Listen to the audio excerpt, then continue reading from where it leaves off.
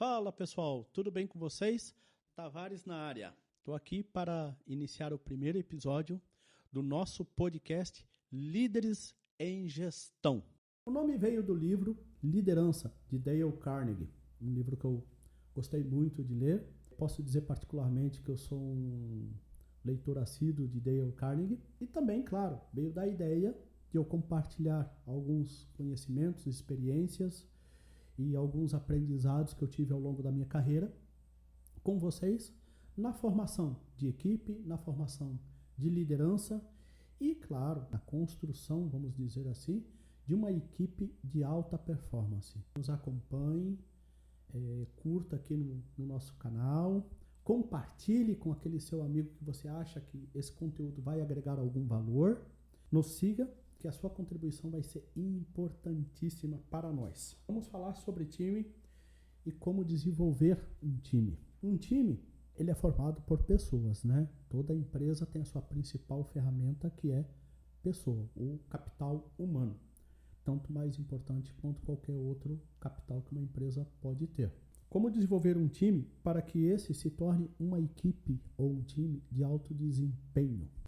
Qual o papel das escolas? Podemos começar por esse tema. Qual o papel das escolas, faculdades e universidades no desenvolvimento de um profissional? A tecnologia no mercado em geral, os hardwares, os equipamentos, vem evoluindo de uma forma muito rápida, muito veloz.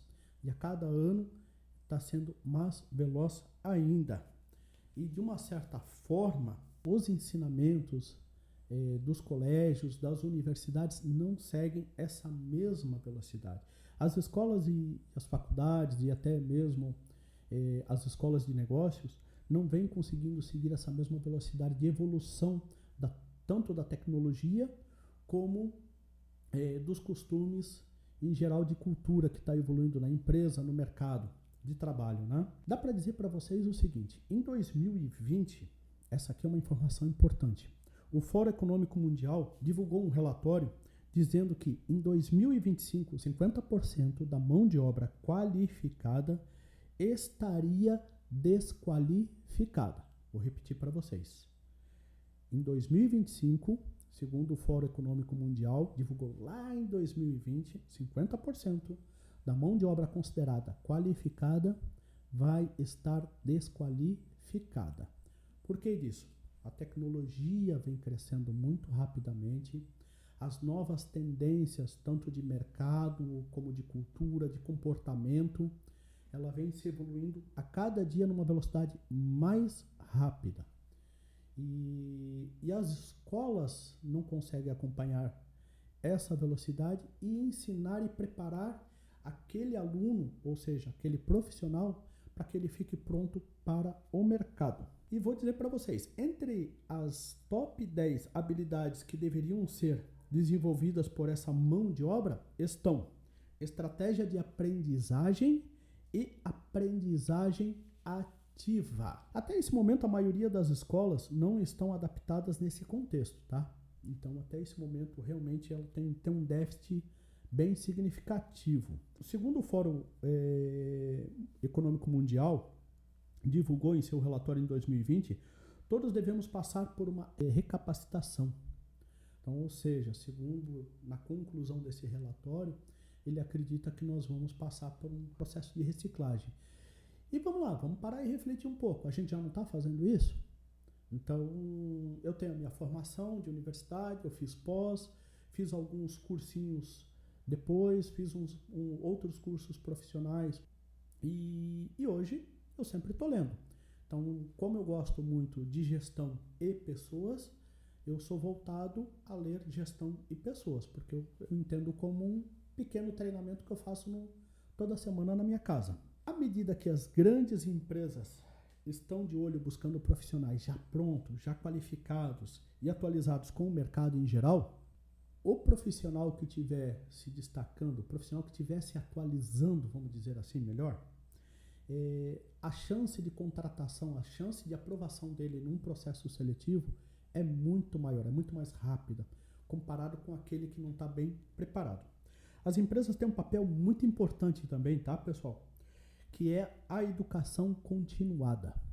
Esse é um processo importante que as empresas devem fazer.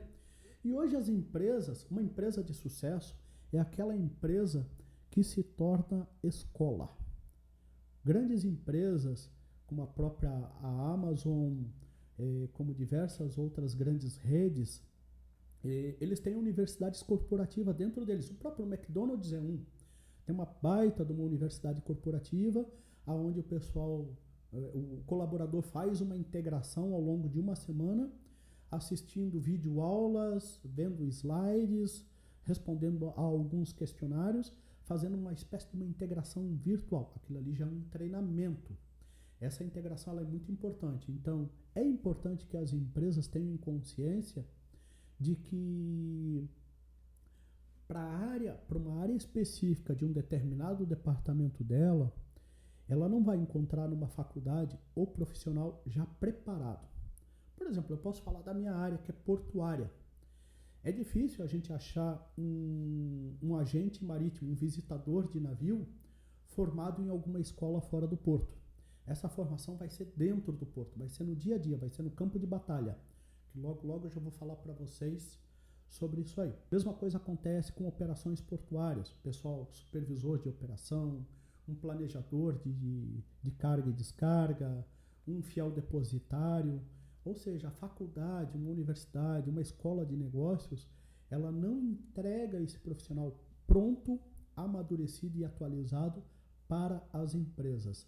Claro, a gente recebe pessoas com boas formações, ótimos conhecimentos, uma educação de ponta, mas não prontos para exercer aquela função no momento. As escolas e universidades ensinam as habilidades técnicas, tá? Esse é o que as escolas ensinam. Mas quem ensina as habilidades comportamentais? As habilidades comportamentais são ensinadas no dia a dia, no campo de batalha, na empresa, mão na massa. É ali que a gente aprende na prática as habilidades comportamentais. E aí que entra o papel da empresa. Por exemplo, engenheiros, médicos, advogados e outros diversos, na maioria da sua formação, a sua formação é fundamentada em formação técnica. Apenas isso.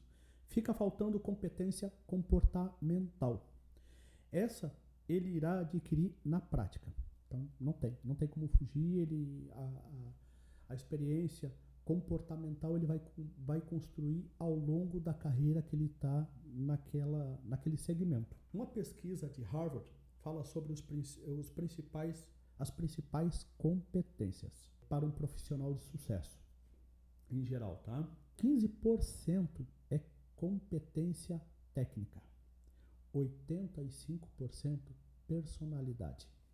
Então veja o desafio que nós temos aí para treinar nossas equipes. Vale dizer o seguinte, eu aprendi em um curso que eu fiz e eu achei muito legal e eu carrego comigo essa frase, até porque eu sou empresário, tenho uma empresa, mas eu compartilho com vários colegas, principalmente com pessoas que trabalham em outras empresas. Que todo diretor, dono, dona de empresa, gerente, líder e até mesmo o pessoal do operacional, o pessoal da execução, tem, no meu ponto de vista, na minha crença, tem que carregar isso na cabeça e no coração. É a seguinte frase: quanto maior o seu sonho, mais importante é o seu time. E eu levo isso para mim. Ainda estou em evolução, mas eu levo isso para mim bem sério. Competência, capacidade de se conhecer e desenvolver, tanto na inteligência como no emocional. Tá? Comunicação, que veio também como uma das aptidões levantadas pela escola de Harvard. Alguém já testou uma comunicação errada e uma comunicação clara e objetiva e viu qual resultado colheu de cada uma das duas? Então dá para ver, né? Se a gente passar uma informação que não é clara para uma pessoa, aquela pessoa não vai entregar aquilo que a gente esperava. E agora, se a gente for bem claro, específico, obviamente a gente vai ter o que se esperava, ou pelo menos 90% daquilo. Um exemplo bem claro é eu entrar num táxi em São Paulo e simplesmente o motorista me pergunta para onde eu quero ir, eu digo, vai levando aí. E aí eu vou mexendo no celular e tal, vou mexendo. Daqui a pouco ele pergunta, chefe, vai aonde? Continua dirigindo. E aí, de repente, uma hora depois, meia hora depois, a gente para o carro e eu falo para ele, cara, olha onde tu me trouxe, aonde a gente chegou, não era aqui que eu queria vir. Ou seja, eu me comuniquei claramente com ele? Não, obviamente que não. Então, a comunicação faz um papel crucial na gestão de equipes, principalmente quando se objetiva alcançar metas, ok? Liderança também, que é o que a gente está abordando nesse tema, liderança também é importante. Às vezes você pode até falar o seguinte, eu não sou um líder nato, não? 80% das mudanças nas empresas acontecem por liderança informal. Então, deixa eu só recapitular. 80% das mudanças acontecem na organização são feitas por liderança informal. Aquela pessoa que não tem o título de líder, que não tem o cargo de líder, mas ela tem a postura, ela tem a atitude de líder, ele lidera. E tem um comportamento de líder, que é o mais importante, né? Isso é chamado de liderança informal. Como eu sei que tem uma liderança informal? Simples, eu tenho seguidores. A partir da hora que eu estou dizendo para minha equipe, poxa pessoal, hoje nós temos que entregar esse serviço pronto até 2 horas da tarde. Mas eu não sou um líder da equipe, não tenho um título de líder, e a equipe está entregando o resultado junto comigo. Eu sou um líder informal. E 80% das decisões, das metas alcançadas, dos serviços executados, é realizada pela liderança informal, segundo Harvard havia concluído em seu estudo, né? Quais os melhores treinamentos para formar uma equipe de alto desempenho? Hein? Então, nós temos diversos, tanto como escola de negócios, na própria internet, treinamentos corporativos, tem um pouco sobre coach também, tem sobre leitura. Eu, por exemplo, eu faço meu treinamento hoje com leituras. Leio livros voltados a desenvolvimento pessoal e livro de gestão. Então, hoje eu faço essa mesclagem entre leitura e alguns cursos. Recentemente vim de 2 cursos, então um pouquinho atualizado, com bastante material, bastante bagagem, mas não deixo a minha leitura de lado. E como treinar? Colocando a mão na massa. Não existe a melhor forma.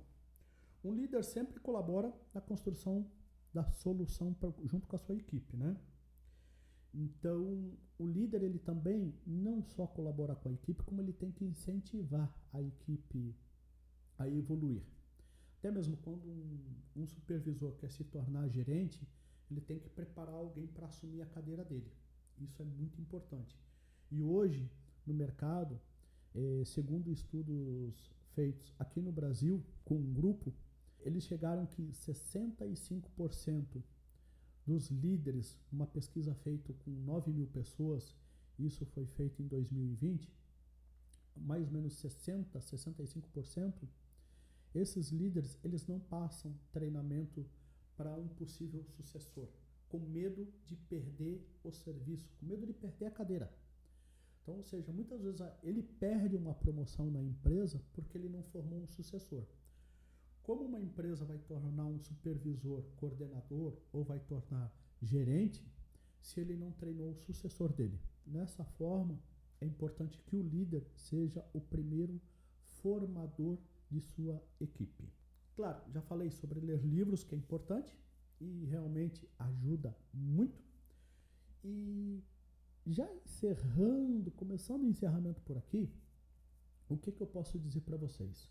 Para os próximos podcasts, nós vamos trazer convidados, vamos trazer pessoas com uma bagagem forte, uma bagagem bem completa, robusta, para trazer bastante insights para vocês, trazer bastante cases, muita informação boa que vocês possam aproveitar para usar no treinamento de suas equipes, para usar na formação pessoal, né? E isso vai valer para quem? Vai valer para qualquer profissional, não importa se é da área de operação, na área de execução, financeiro, marketing, comercial, para dono ou dona de pequena e média empresa. É importante você, dono e dona de pequena e média empresa, olhe para sua equipe, olhe sempre com carinho para sua equipe. Eu aprendi o seguinte: a gente tem a oportunidade de depositar R$ 1 numa conta todos os dias, durante um ano. E aí todos os dias eu vou depositando R$ 1 naquela conta. Ao final do ano me aconteceu um imprevisto, furou o pneu do carro, um problema no motor, eu preciso de R$ 200. Um ano tem 365 dias. Se eu depositei durante um ano, então eu tenho R$ 365. Sacando R$ 200, eu fico com 165 de saldo. E é isso que a gente deve fazer com as pessoas, com as nossas equipes. Depositar confiança, depositar cordialidade, parceria, ser parceiro dos colegas de equipe, fortalecer o elo de trabalho em equipe. Porque uma empresa, eu aprendi ao longo desse tempo, ela é feita de pessoas. Tem equipamento, tem maquinário, tem a questão de recursos financeiros e tudo mais. Mas a principal ferramenta, a ferramenta mais valiosa para qualquer empresa, são pessoas. E é isso que a gente vai trabalhar ao longo dos próximos episódios para vocês. Vamos tratar bastante como criar e construir uma equipe de alta performance. Quero deixar uma dica rápida aqui. Recentemente terminei de ler esse livro, Equipes Brilhantes, livro muito bom. E, claro, o livro que é o inspirador desse podcast, Liderança, de Dale Carnegie. Recomendo para vocês essas duas leituras. Pessoal, espero que esse podcast tenha agregado algum valor para vocês. Espero que traga alguma reflexão. E garanto para vocês, em breve a gente vai trazer mais novidades com convidados e vamos contribuir e compartilhar bastante coisa boa com vocês, com todos vocês. Segue aí, compartilha com aquele amigo que você acha que é bom ouvir esse nosso podcast e aguarde novidades. Fui, um abraço!